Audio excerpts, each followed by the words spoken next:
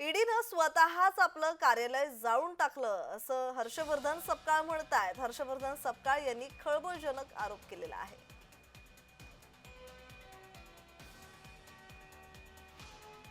दरम्यान हर्षवर्धन सपकाळ यांनी आरोप केलेला आहे आणि ईडीनं स्वतःच आपलं कार्यालय जाळून टाकल्याचा गंभीर आरोप त्यांनी केला आहे।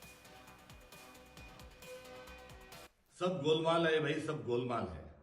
सीधे रस्ते की ये टेढ़ी चाल है, सब गोलमाल है अशा म्हणण्याचा आज प्रसंग शेवटी आलाच। आणि ईडीने आपले कार्यालय, स्वतःचेच कार्यालय जाळून घेतले। गत 10 वर्षांमध्ये विरोधकांना जेरीस आणण्याकरता, विरोधकांचा आवाज दाबण्याकरता, विरोधकांना जेलमध्ये टाकण्याकरता, विरोधकांना पक्षांतर करण्याकरता बाध्य करण्यासाठी ईडी या कार्यालयाचा वापर झाला।